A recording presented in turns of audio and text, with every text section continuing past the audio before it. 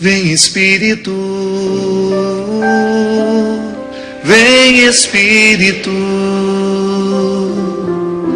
Sozinho eu não posso mais, sozinho eu não posso mais, sozinho eu não posso mais viver.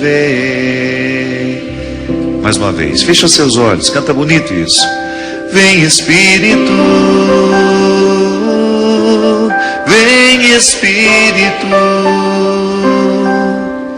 Sozinho eu não posso mais, sozinho eu não posso mais, sozinho eu não posso mais viver.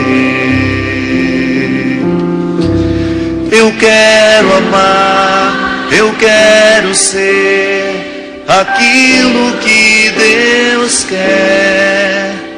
Sozinho eu não posso mais, sozinho eu não posso mais, sozinho eu não posso mais viver. O que separa o nosso querer do nosso poder?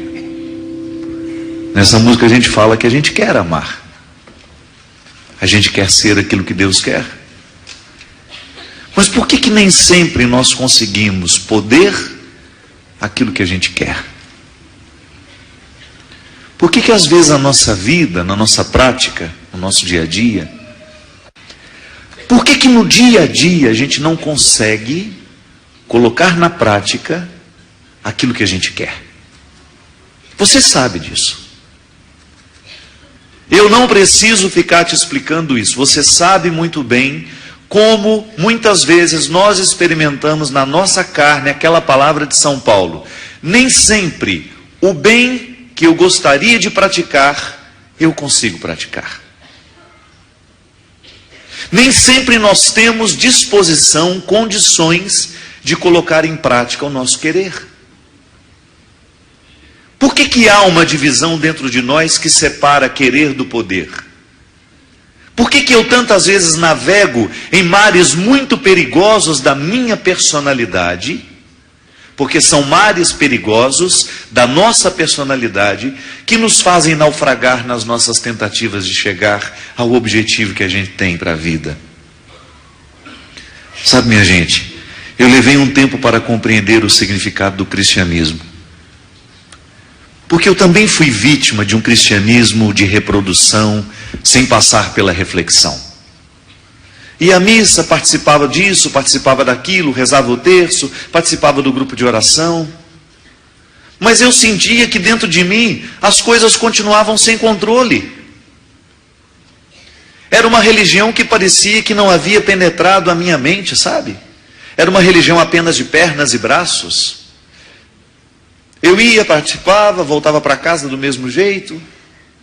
E percebia que muitos que estavam ao meu redor viviam a mesma infertilidade. Porque eu chamo isso de infertilidade.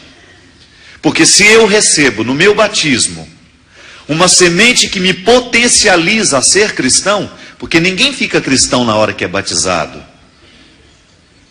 Nós recebemos o dom naquele momento que somos mergulhados na água, que o sacerdote derrama sobre a nossa cabeça. O sinal visível de que o Espírito está a partir daquele momento habitando a nossa vida, nós passamos a ser um território do Espírito. Mas veja bem, isso não é uma mágica. O batismo não é uma mágica na nossa vida. É um dom recebido que depois carecerá de empenho. E foi então que eu percebi que o meu cristianismo não produzia frutos, é porque eu não compreendia o meu batismo como um processo diário, necessário, de continuar mergulhando a minha personalidade na personalidade de Jesus. E por isso eu continuava. Me dizia cristão, mas sem atitudes cristãs. Eu me dizia um homem católico, um menino naquela época, depois um adolescente, depois um jovem. Eu me dizia católico, cristão, Mas eu não tinha, no meu jeito de ser, no meu jeito de pensar, as consequências daquilo que eu dizia ser. Era como se eu fosse, como dizia São Paulo no hino aos Coríntios, um sino que retine, que só faz barulho. Por que o meu querer ficava tão distante do meu poder? Por que eu não conseguia atualizar na minha vida aquilo que eu tanto queria?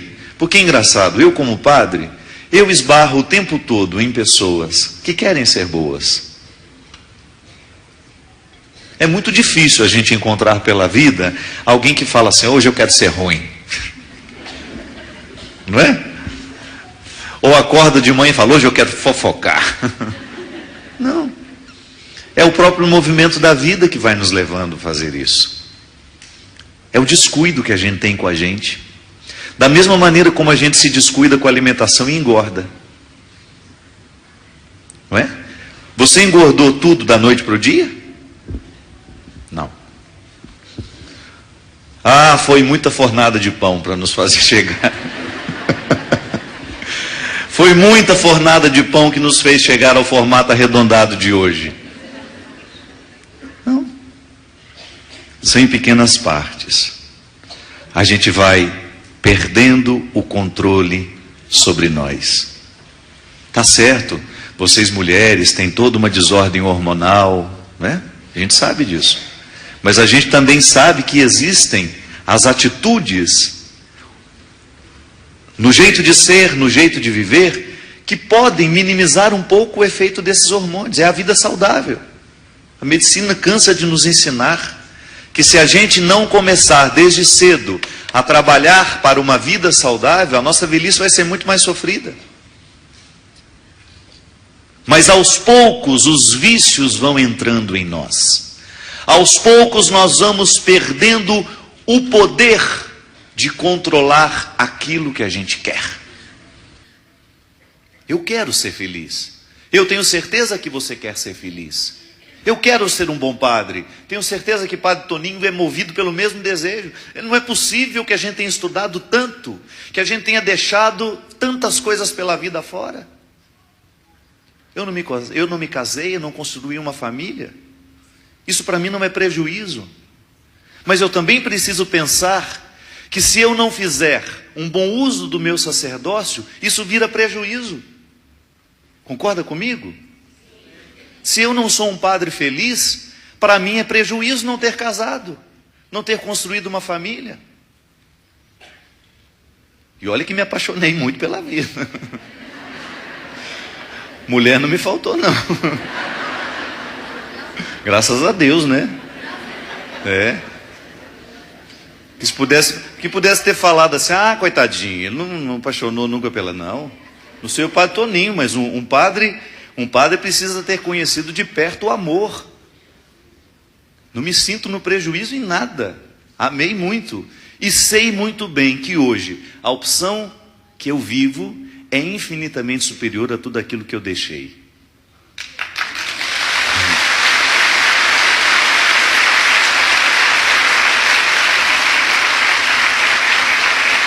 E sabe o que é mais interessante?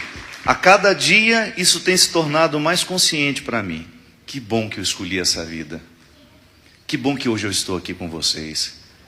Que eu não tenho nenhuma mulher ligando meu celular perguntando, cadê você?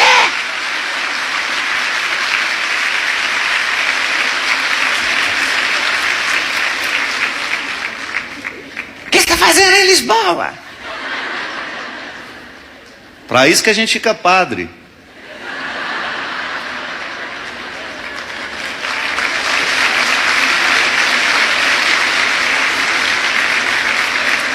A única mulher que o padre tem na vida é a igreja, e ela só me envia. Ela me manda para o coração do povo.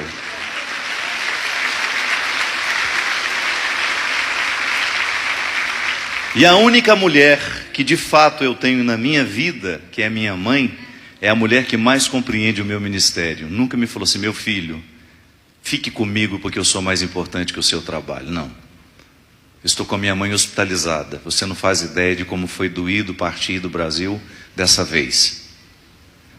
E eu com ela ao telefone, já no táxi, embarcado, indo para o aeroporto. Ela falou assim: meu filho, vai com Deus, eu te abençoo daqui, não se preocupe comigo, porque a sua missão, no dia que eu te entreguei para o mundo, ela gosta de usar essa expressão, porque você é um padre para o mundo.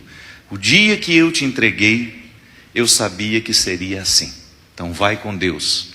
Eu tenho os que cuidam de mim. Pronto. Então lá estava. Mas se eu estivesse infeliz com a minha escolha, eu jamais teria condições de compreender essa partida. Eu encararia isso como um prejuízo. Não. Cada vez mais eu estou consciente que eu preciso aproximar o meu coração daquilo que Deus espera de mim. O Monsenhor Jonas nos disse uma frase no acampamento de Pentecostes em Jerusalém, que eu nunca mais vou esquecer. Ele disse assim, durante a pregação dele: eu ainda não sou o homem que Deus gostaria que eu fosse, mas eu já não sou quem eu era.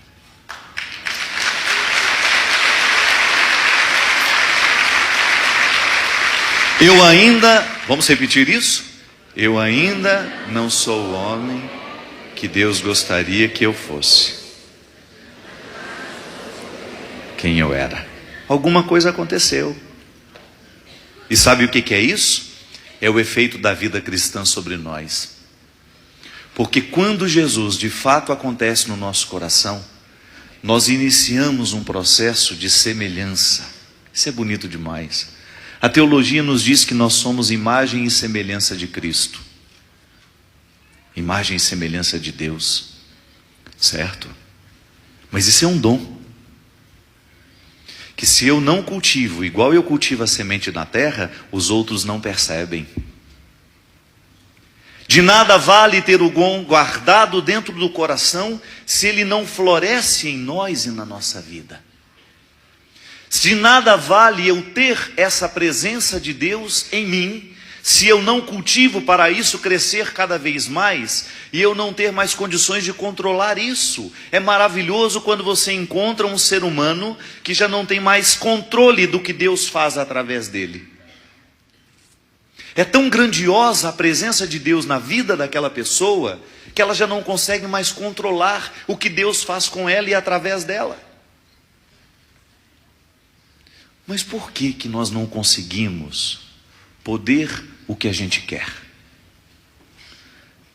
Por que nós temos dificuldade de fazer florescer dentro de nós o cristianismo que nós tanto queremos e não conseguimos aproximar o nosso coração daquilo que a gente tanto quer? São Paulo vai dizer na carta aos Gálatas, num dos textos mais bonitos da Sagrada Escritura, do início ao fim, ele vai dizer que o grande problema de nós não chegarmos ao ao poder do que a gente quer, é porque nos falta a liberdade interior. Ele escreve assim, num dos trechos: foi para a liberdade que Cristo nos libertou. Permanecei, pois, firmes, e não vos sujeiteis outra vez ao jugo da escravidão. Olha só, quando eu quero e não posso, quando eu não consigo fazer o meu querer ser uma realidade, é porque de alguma maneira eu sou viciado, eu sou escravo de mim mesmo. Quem aqui conhece fumante? Convive com um fumante? Quem aqui é um fumante? Pronto, não preciso ir longe, você vai entender perfeitamente o que eu estou dizendo. Quantas vezes na sua vida você quis parar de fumar? Algumas. É difícil a gente encontrar um fumante que não saiba, que não tenha consciência dos malefícios do cigarro na sua vida. E eu digo isso para vocês porque a Europa é um território de muitos fumantes. Eu fico impressionado de ver os jovens portugueses, meninos com cara de 12, 13 anos, em Lisboa, fumando pela rua. naturalmente. Você deve enfrentar esse problema na sua casa, na vizinhança, enfim. A nicotina, ela causa uma dependência psíquica. O vício é aqui que mora. O vício mora na cabeça. O cérebro desenvolve uma dependência daquela infeliz toxina e faz com que você entre em pânico caso lhe falte aquela substância. É uma dependência química. Gente, nós somos químicos. Quando você faz um exame de sangue, você não faz outra coisa senão o reconhecimento de tudo que é químico dentro de você. De tudo aquilo que está rodando no seu sangue. As análises do sangue, elas evidenciam as formulações químicas que nos compõem. Em outra linguagem mais simples é isso. É descobrir qual é a constituição do que somos.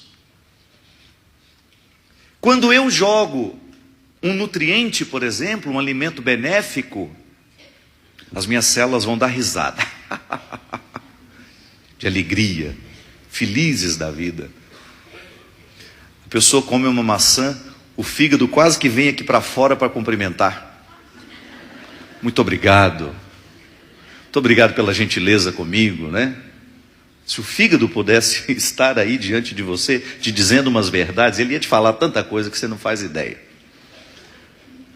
Você come um alimento leve, o fígado com maior facilidade vai absorver aquele alimento, vai ficar feliz, vai ficar nutrido e vai fazer o quê? Julgar para o resto do corpo, porque a gente sabe que o fígado é praticamente o condutor de tudo isso, porque é ele que processa os alimentos, que libera os hormônios que nos mantém em pé, acordado, vivos. Basta você ver uma pessoa que tem hepatite, como que ela fica mole, sem forças, sem condições. Sabe por quê? O fígado não está funcionando. No Oriente, nós temos a devoção ao coração de Jesus, né? Os orientais têm tanta consciência de que o fígado é um órgão central na vida de uma pessoa, que lá a devoção deve ser o sagrado fígado de Jesus. É verdade. Só não falam, mas tenha consciência.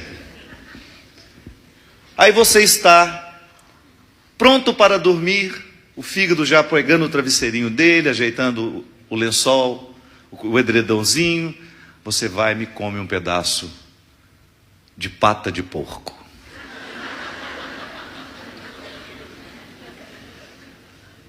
Aí imediatamente ele recebe o recado que está descendo uma coisa pesada para ele enfrentar. Eu não acredito, gente, são 10 horas da noite. O que essa criatura me vai comer uma pata negra? Está sem juízo, enlouqueceu. Depois vai dormir e eu fico aqui o resto da noite trabalhando. Aí toma um vinho aí que ele fica todo mole. Além de me encher de gordura, ainda me deixa tonto. Como é que eu vou trabalhar tonto, meu Pai de misericórdia? Uma brincadeirinha para a gente entender como nós somos cruéis com a gente mesmo. Comemos na hora errada, fazemos as coisas erradas. E aí essas toxinas, esses alimentos que nos intoxicam, eu não estou dizendo que tem que parar de comer não, eu também gosto. Estou falando que às vezes a gente tem que ter a disciplina dos horários, saber a quantidade certa. Não, essa semana eu já comi muito doce. Nessa semana eu já ingeri muita gordura, preciso compensar. Vou fazer uma atividade física para poder aliviar o trabalho do pobrezinho. Só para dar um exemplo de que nós somos essas toxinas que estão aqui, funcionando agora, neste momento. Se faz um exame de sangue, nós vamos identificar. Quando você tem uma dependência química, o cérebro, ele trabalha a partir das ordens daquela toxina. Então, eu posso ser um fumante e dizer, eu quero parar de fumar. O querer é uma coisa. Mas por que eu não posso? Porque não é fácil quebrar o poder da dependência. Não é fácil. Gente, isso é muito cruel. Quando você percebe que você joga para dentro uma pessoa que vai te colocar amarras. Quando você joga para o seu organismo uma toxina que vai privar a sua liberdade pessoal. Tá bom, isso é a nicotina. Você pode falar isso do álcool, da pessoa que é alcoólatra, que tem uma dependência do álcool, não consegue parar de beber, por mais vontade que tenha. Você pode falar isso de uma pessoa que tem uma dependência da cocaína, do crack, da maconha. São muitas realidades. São muitas as realidades que são capazes de provocar em nós um processo de dependência que nos priva da nossa liberdade interior. Só que a palavra de Jesus, a sua proposta, é uma proposta de libertação da liberdade. Por que isso, gente? Isso está muito estranho. Como é que eu posso libertar a minha liberdade? Sim, ao ser mergulhado nas águas do batismo, você recebe a vocação de ser livre. Eu nasci para ser livre. Eu não posso permitir que nenhuma realidade venha me escravizar. Eu sou um território proclamado livre desde o momento em que eu nasci. Eu recebi o dom da liberdade. Você recebeu o dom da liberdade. Este é um valor que não se pode negociar. Eu não posso negociar a minha liberdade interior com ninguém. Eu não posso permitir que ninguém, que nada, venha colocar amarras na minha capacidade de decidir. Porque se eu permito essas amarras na minha capacidade de decidir, eu estou inviabilizando a vida cristã em mim. Porque a vida cristã, ela é plena em nós, à medida em que nós vamos desamarrando tudo aquilo que nos prende. É um processo que não termina nunca. Tá bom. Demos o exemplo da toxina, e essa toxina está mobilizando aqui as nossas células para me causar uma absoluta dependência daquilo. Mas nós também nutrimos realidades que não são materiais e que nos privam da liberdade. Pensamentos, por exemplo. Atitudes. Palavras. Às vezes a gente tem um círculo de amigo onde o teor daquelas conversas é tão ruim que vai julgando toxinas diferentes da do cigarro, diferentes do álcool, dentro de mim, que também vão me privando de liberdade. Por quê? Porque vão me criando uma dependência com o pecado. É muito ruim quando a gente percebe que nós somos dependentes do pecado. Quando a gente perde a capacidade de decidir, de não fazer aquilo. Quando você percebe que dentro de você, São Paulo tem razão, que essa realidade que São Paulo diz, está presente em você. Eu fui criado para a liberdade, recebi no meu batismo o dom dessa libertação que me chega pela força do Cristo em mim. Por quê? Porque quando eu sou mergulhado no batismo, eu sou retirado do fosso de Adão. Todos nós aqui somos filhos de Adão e Eva, por herança. Todos nós aqui somos filhos de Adão e Eva por herança, mas por vocação, porque somos inseridos na vida do Cristo, somos herdeiros dessa possibilidade. Eu tenho como vencer o Adão que mora em mim. Você tem como vencer a Eva que mora em você. Como? Pelas forças do cristianismo que te movem. Que não é outra coisa senão a configuração da nossa alma, a configuração da nossa vida à vida de Cristo. Eu não posso abrir mão desta possibilidade de caminhar na direção de Cristo.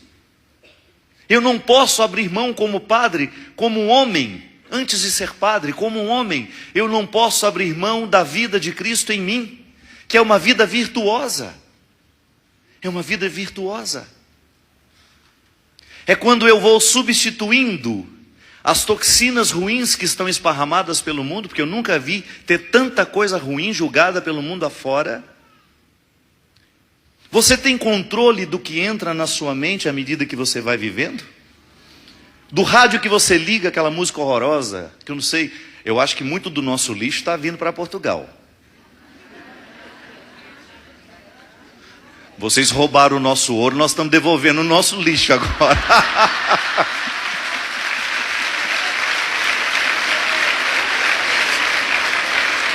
Vocês trouxeram o nosso ouro, nós estamos devolvendo música agora. Roubaram não, que essa expressão é injusta. Vocês eram donos do Brasil naquela época, então você estava trazendo o que pertencia a vocês. É verdade, é a leitura histórica. Vocês estariam roubando se vocês não fossem dono de nós naquela época. Então vamos fazer justiça à linguagem. Vocês traziam o que era de vocês. Depois, quando nós proclamamos a independência, aí ficou diferente. Mas agora nós estamos devolvendo a música. Minha gente, nós temos escutado no Brasil tanta coisa ruim, tanta palavra maldita, musicada. Maurício é músico, sabe disso? Maurício é músico da mais alta estirpe. Tem uma família musical invejável. De maestros, de grandes compositores. E ele mesmo fez parte dos Abelhudos. Um grupo infantil que fez muito sucesso nos anos 80 no Brasil. Ele fez parte do coro mentiroso, que ficava lá fingindo que estava cantando. Mas se você liga o rádio, você tem uma enchente de coisas ruins para você ouvir. Você liga a televisão, e eu sei que o nosso lixo passa aqui também. Tem muita coisa boa na televisão brasileira, muita coisa de boa qualidade, mas a gente sabe que também vocês são vítimas daqueles noticiários que mostra a vítima estrangulada, que quanto mais perto chega, põe a câmera na cara do defunto, mais causa audiência. Essa é a sociedade que nós vivemos, que está cada vez menos preocupada em oferecer coisas boas para a gente ver e ouvir. Então essas toxinas nos chegam de outra forma. Entram pela nossa mente e vão inviabilizando a vida cristã em nós. Você sabe por quê? Não há como fazer concessão neste aspecto. A vida cristã não combina com baixaria. A vida cristã não combina com o que é raso. A vida cristã nunca poderá ser colocada no mesmo patamar dessa baixaria que hoje estão apresentando para nós como cultura. Nunca. Aí você se faz a pergunta: por que eu não posso aquilo que eu não quero? Por que eu não posso aquilo que eu quero? Porque eu estou permitindo a formatação da minha mente à dependência desse lixo. Eu estou permitindo a formatação do meu jeito de pensar a tudo aquilo que é lixo e miserável nos dias de hoje. Às conversas que não me agregam, aos relacionamentos que não me fazem crescer, às situações, aos programas de TV, às leituras que definitivamente não estão comprometidas com o meu crescimento pessoal. Estou frequentando ambientes que não são favoráveis ao meu amadurecimento humano. Minha gente, eu fico impressionado de ver como cada vez mais a sociedade é superficial, é fútil. Como cada vez mais as pessoas estão indispostas a conversar alguma coisa que de fato possa fazer diferença ao final da noite. Às vezes nós nos reunimos, nós fofocamos do início ao fim. Você comenta quem engordou, quem emagreceu, quem ficou feio, quem ficou bonito, quem fez plástica, quem fez isso, quem fez aquilo. E aquela pior expressão que às vezes eu escutava muito a minha mãe falar: nossa, eu achei fulana tão acabada. Gente do céu, isso deve ser duro. Quando começarem a falar isso de nós, achei Padre Fábio tão acabado dessa vez. Às vezes já estão falando e a gente não está sabendo. Acabado. Esses são às vezes os comentários que nós tecemos uns dos outros. Às vezes nós ficamos preocupados com a gordura do outro, é o tanto que ele fez isso, é o tanto que ele fez aquilo. E nós deixamos de falar coisas nobres, nós deixamos de falar de coisas que de fato poderão nos enriquecer. A superficialidade está sendo injetada nas nossas veias, infelizmente. Da mesma maneira, quando eu estou muito intoxicado, eu vou lá ao meu médico para colocar um soro para me desintoxicar. Porque quando você faz uma intoxicação alimentar, o que é a primeira coisa que o médico faz com você? Soro na veia. Porque o soro vai agir mais rapidamente que um copo d'água. Porque nada pode nos purificar mais que um copo d'água. Tem nada para fazer? Toma um copo d'água. Ai, estou numa ansiedade, vou comer um chocolate. Por que não toma um copo d'água na hora da ansiedade?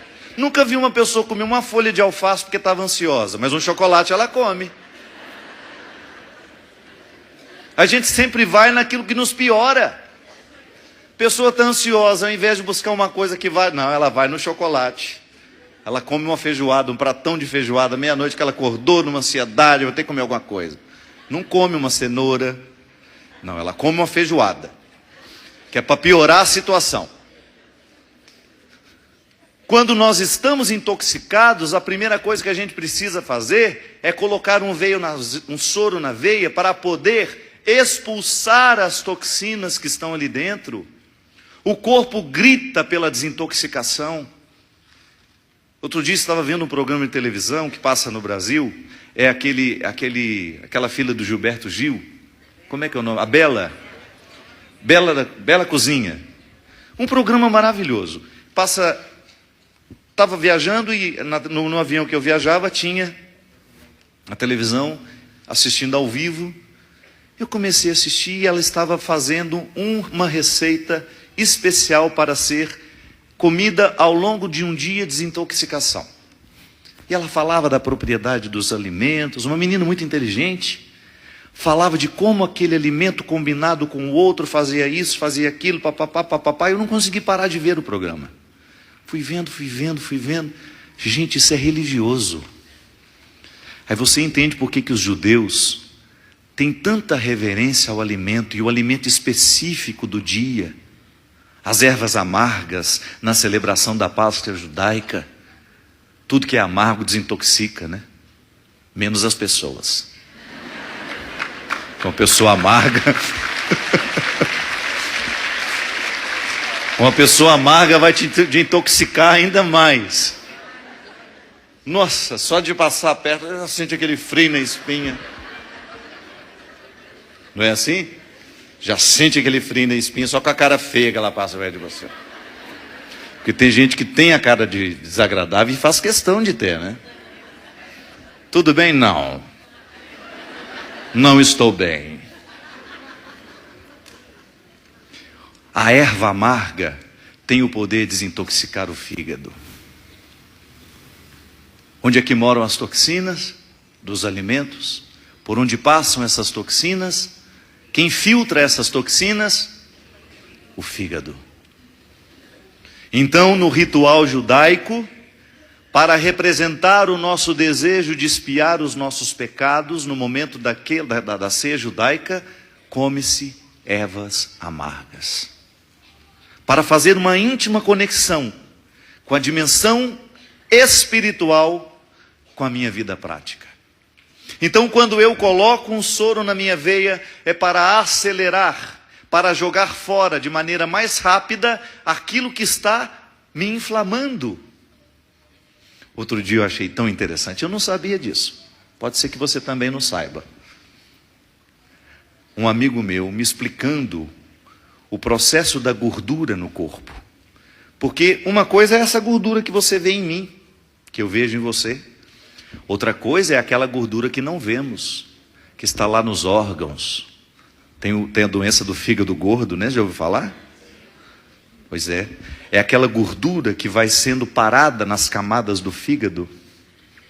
Eu tinha uma médica, uma hepatologista, que uma vez ela me contou que às vezes ela faz cirurgias hepáticas, quando ela vai abrir para ver a situação.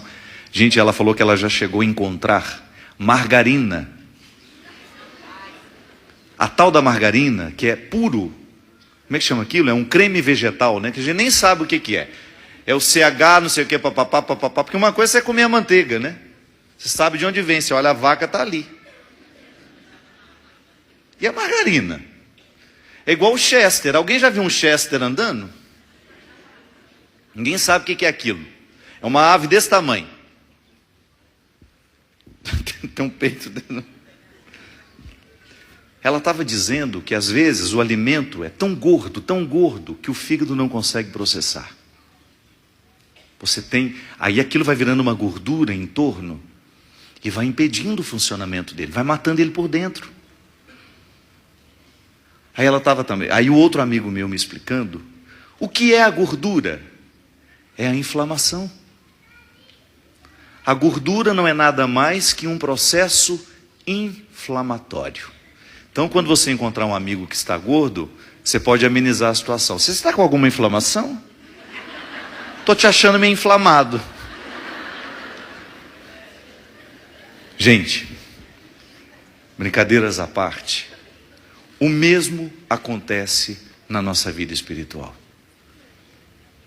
Quando eu não cuido daquilo que entra pela minha cabeça, pelos meus olhos, pelos meus ouvidos, eu vou danificando a minha vida cristã.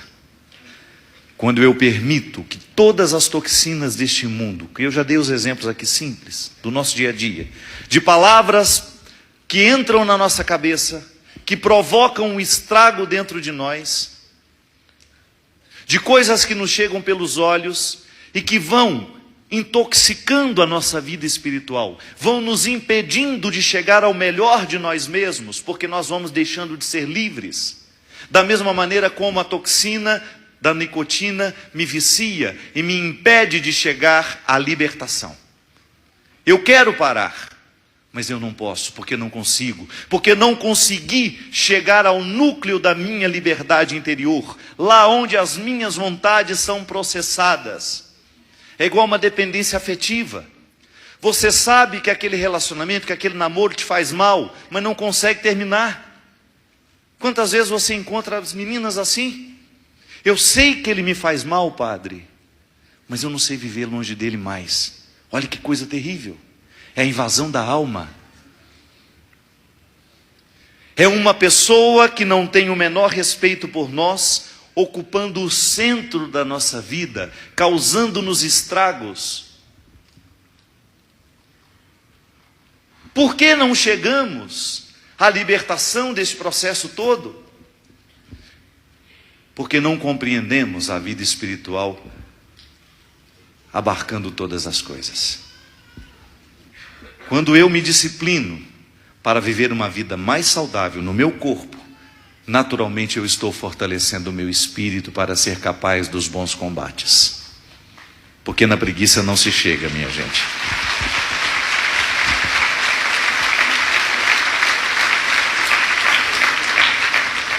Os preguiçosos não chegam nem na antessala do purgatório. Nem para servir cafezinho na antessala do purgatório os preguiçosos serão nomeados. A preguiça é o principal dificultador para que a gente tenha condições de chegar a essa liberdade interior. A preguiça será o principal obstáculo para que eu tenha condições de chegar àquilo que eu quero. Eu quero para mim uma vida melhor, mas por que não chego lá? Por que eu não consigo melhorar o meu jeito de ser? Por que eu não consigo driblar dentro de mim todos os obstáculos que eu tenho, que são tão vivos, que me apartam dos outros? Por que eu sou tão grosseiro com o outro? Nós falávamos disso ontem na missa. Por que eu tenho tanta dificuldade de colocar sob o domínio aquilo que me domina? Essa é a grande questão. Se eu não provoco essa liberdade em mim através de uma vida espiritual, de uma disciplina diária, para isso nós temos, a igreja nos ensina 1000 motivos, 1000 caminhos. Para que a gente reza, padre? Eu também te faço a mesma pergunta. Você reza para continuar repetindo um preceito? Ou você reza para educar o seu coração para que ele seja capaz de decidir por situações que o favoreçam? O que você pede a Deus?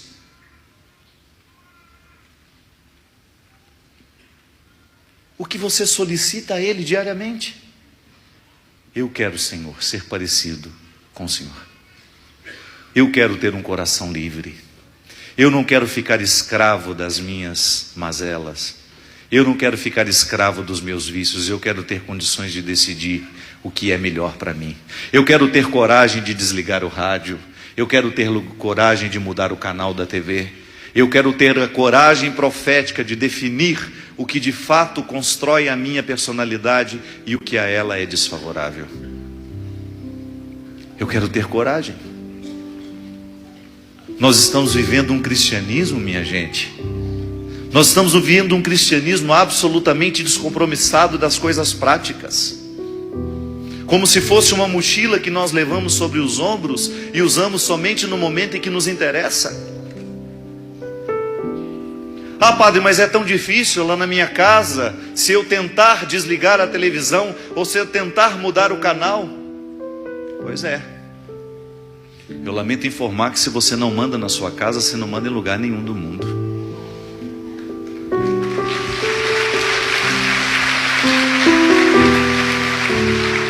Santo Agostinho já dizia: eu não posso impedir que os passarinhos voem sobre a minha cabeça, mas eu posso impedir que eles façam ninho.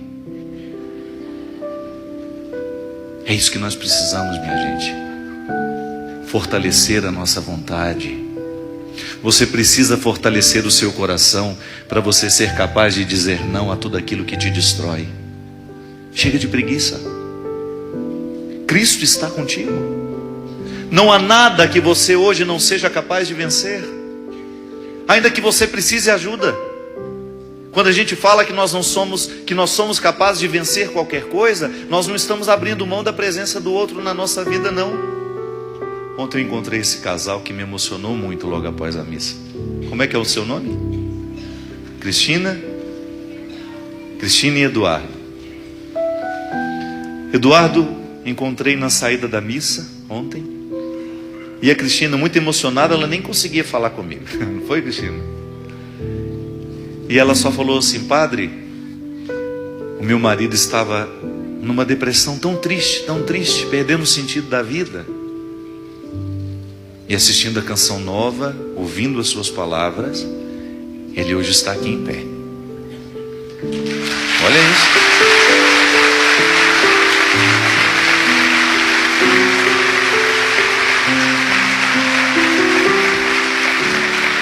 É claro que o Eduardo tinha lá suas prisões interior. Ninguém se entristece sem motivo.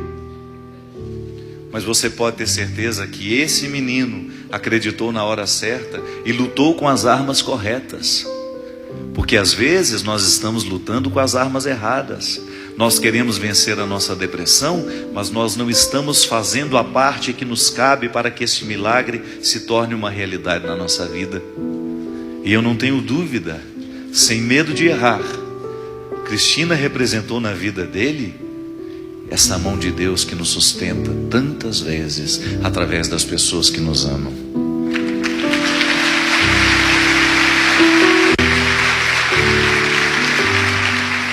Tenha coragem de olhar para o coração da sua espiritualidade. Tenha coragem de olhar para o fígado da sua vida espiritual. Tenha coragem de olhar para aquilo que você escolhe no seu dia a dia.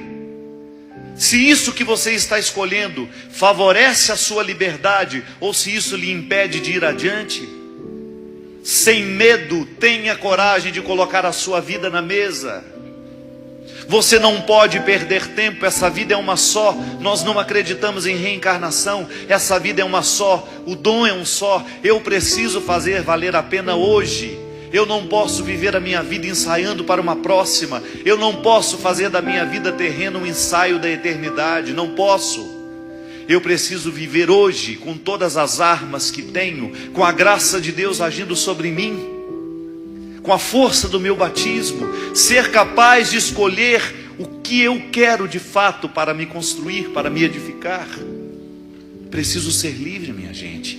E eu preciso proclamar diariamente: eu já sou livre, porque aquele que me habita me liberta diariamente. Você não pode desperdiçar a sua vida. Não perca tempo. Não sabemos quanto tempo nos resta para você fazer a sua vida valer a pena. Não tem problema que já seja tarde. Aos seus olhos pode ser tarde. Aos olhos de Deus a vida está apenas começando para você. Nunca é tarde para a gente recomeçar a nossa vida. Deus está contigo. É tão maravilhoso quando nós encontramos alguém que pela força do céu foi capaz de dar um passo na direção de um futuro melhor. Nada pode ser mais evidente da presença de Deus em nós, minha gente, do que isso. As pessoas notarem que já não somos quem éramos, que hoje nós estamos um pouco mais livres do que éramos ontem. Presença forte em mim, eu posso dizer, habitas aqui,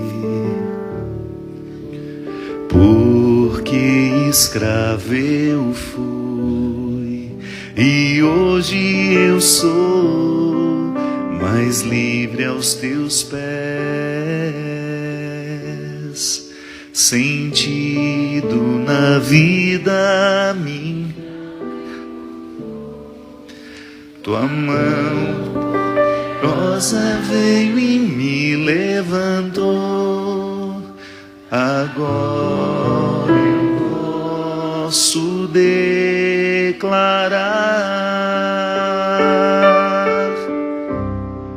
hoje livre sou, tenho sede da tua graça cada dia mais.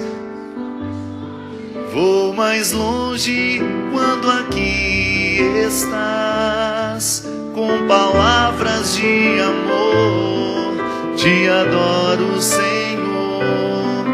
Hoje livre sou, meu tesouro, minha herança, meu supremo bem. Nem tribulações, nem dor podem nos separar, e jamais irão o que o amor selou. Hoje livre sou. É uma das passagens que mais me emociona na Sagrada Escritura.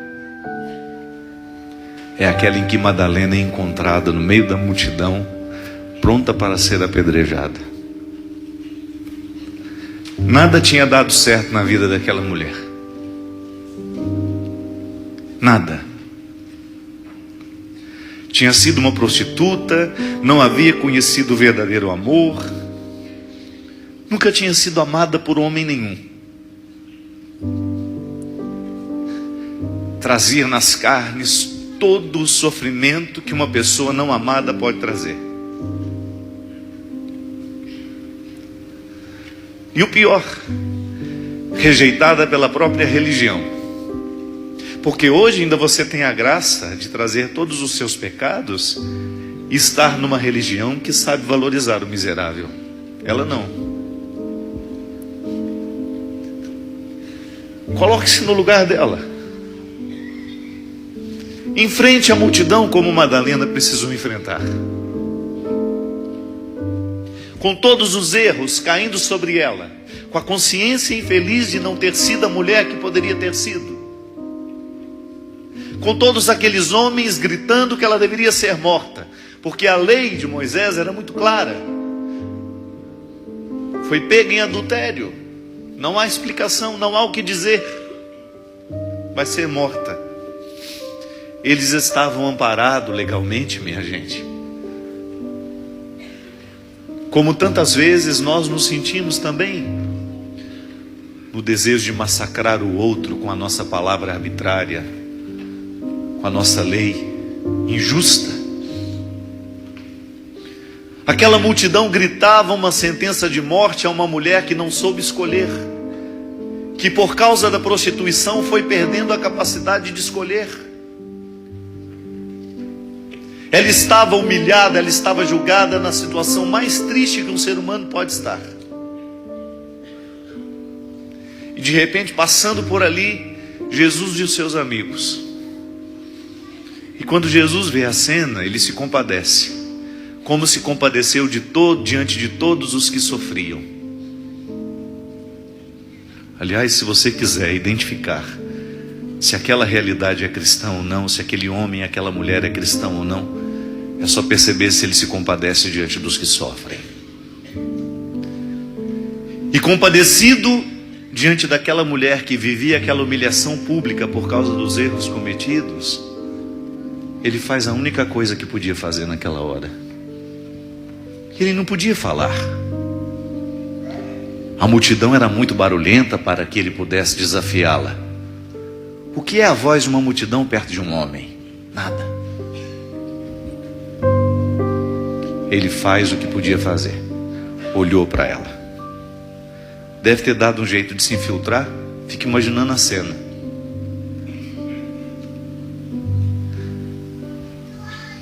E se essa mulher conseguiu olhar para ele, é porque ele também se abaixou. Concorda comigo? Se ela já estava prostrada por terra, Jesus não ficou em pé. É certo que ele não ficou em pé.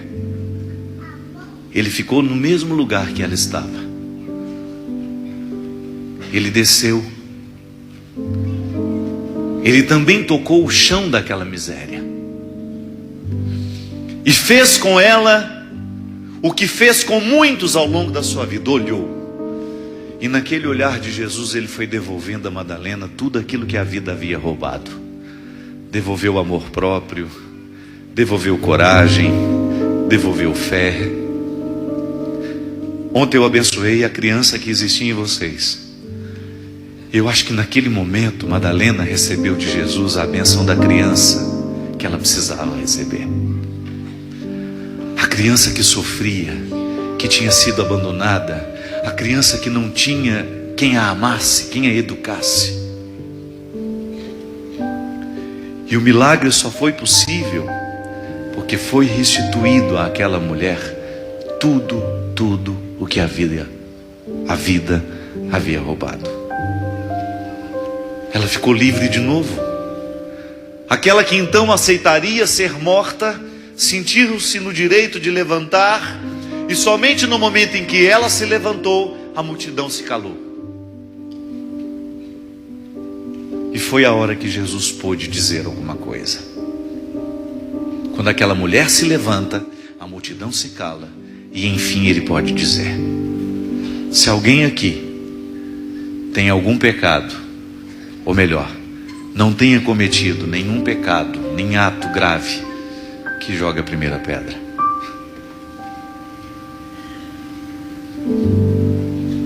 E a sentença que Jesus oferece àquela mulher é futuro. Madalena, vai embora, minha filha. Vai viver diferente. Vai desintoxicar o seu fígado. Vai respirar coisas boas. Vai fazer amigos que talvez você não tenha tido. E tanto é que quem foram os amigos de Madalena? Os amigos de Jesus. Porque mais tarde essa mulher testemunharia a ressurreição. Olha como Deus é extraordinário na vida dessa mulher. Quem primeiro tem a notícia de que Jesus está vivo foi aquela miserável que um dia tinha sido encontrada numa vergonha terrível. Quem foi a portadora dessa novidade que ainda nos move, que nos traz aqui hoje, porque acreditamos na ressurreição de Jesus, não foi um doutor da igreja. foi Madalena.